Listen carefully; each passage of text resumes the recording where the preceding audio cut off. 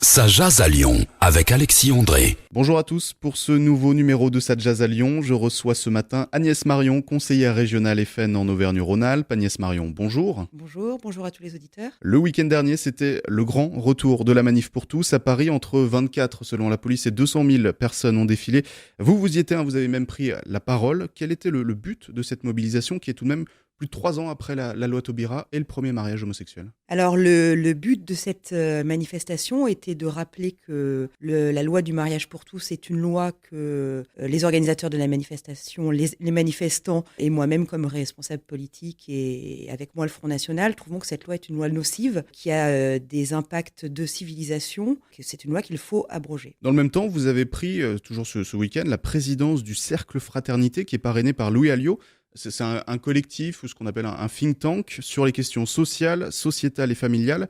Là, le but, c'est quoi? C'est d'influer sur le programme présidentiel de Marine Le Pen? Le but, c'est en fait de réfléchir à comment refonder une société décente et de proposer un contre-modèle à la société actuelle qui nous semble vraiment être une société qui est fondée sur des logiques de prédation. On est toujours dans le prendre, recevoir, demander, dont on parle Beaumarchais par exemple dans le mariage de Figaro. C'est une vraie logique de prédation et en fait on voudrait penser à la manière de refonder une société décente qui s'appuie sur le triptyque dont parle le philosophe Marcel Mauss, qui est une logique du don et qui est donner, recevoir et rendre. Donc vraiment, voilà, avoir une notion de don qui irrigue la société, aussi bien pour les questions sociales que familiales et que sociétales. Et qu'on retrouverait du coup dans le programme de Marine Le Pen? Qui aurait pour but, effectivement, d'infuser le programme de Marine Le Pen dans son état d'esprit. C'est vraiment une vision de société. Parce qu'aujourd'hui, quelle est la position de Marine Le Pen sur ces sujets, et notamment sur le mariage pour tous? On a l'impression que, à l'instar de Nicolas Sarkozy, elle s'en éloigne un peu, elle a envie de passer à autre chose. Non, en fait, on ne va pas bâtir évidemment tout le programme de la présidentielle autour de la problématique du mariage pour tous. Certes. En revanche, la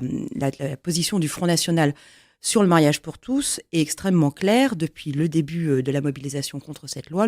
Le Front National est contre le mariage pour tous et pour son abrogation le jour où il prendra le pouvoir. Marine Le Pen a d'ailleurs inscrit l'abrogation de la loi Taubira dans son programme pour la présidentielle et refuse absolument la PMA et la GPA qui découlent automatiquement à terme de cette loi. Ce cercle fraternité, c'est un collectif qui est indépendant aujourd'hui ou qui fait partie de ce qu'on appelle le Rassemblement Bleu Marine? Alors le cercle fraternité s'inscrit dans le club Idées Nations que préside Louis Alliot. Avec donc beaucoup de personnes du Rassemblement Bleu Marine? Avec beaucoup de personnes du Rassemblement Bleu Marine, puisqu'effectivement, il ne vous aura pas échappé que nous tenions notre colloque ce week-end Oui.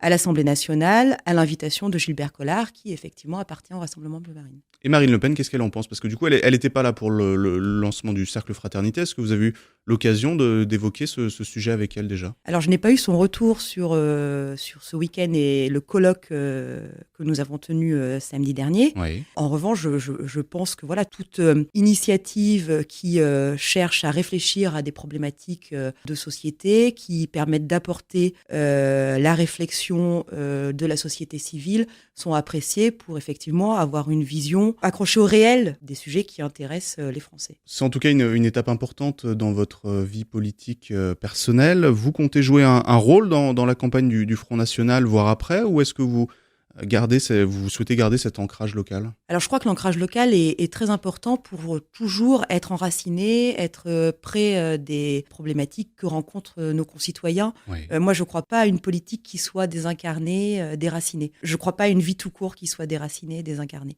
Donc je pense qu'il faut toujours garder les pieds sur terre et effectivement l'échelon local est quand même un moyen de le faire. Mais si on vous appelle pour être porte-parole de Marine Le Pen, vous dites oui. Et pour le moment, ça n'est pas dans les tuyaux, je pense. Vous êtes élu régional en Auvergne-Rhône-Alpes. Globalement, l'opposition, qu'elle soit à gauche ou à droite de celle de Laurent Wauquiez, eh bien, ils se plaignent du travail du président et puis de son rapport avec les autres élus. Vous, quelle est votre position par rapport à ça? La manière de fonctionner de M. Wauquiez est effectivement très surprenante, c'est-à-dire qu'il va très vite, c'est souvent bâclé, nous avons peu d'espace pour nous exprimer, il nous laisse peu les moyens de le faire. Voilà, la parole est souvent coupée et il apprécie assez peu la contradiction, donc il surjoue de sa fonction de président pour éviter toute opposition dans son hémicycle. Bon, ce qui n'est pas très démocratique, on va dire.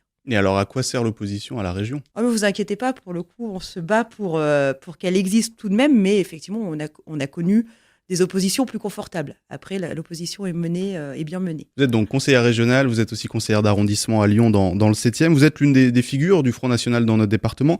Et depuis ces élections régionales l'an dernier, avec le départ de Christophe Boudot à la tête de la fédération, on a l'impression, depuis l'extérieur, que tout est à reconstruire, parfois dans la douleur. Est-ce que c'est une impression qui est fondée ? Alors, la fédération Front National du Rhône est quand même une grosse fédération. Oui. C'est une fédération qui est celle d'un département avec des enjeux. Lyon est quand même la deuxième ville de France. Donc, et c'est une grosse fédération en nombre de militants.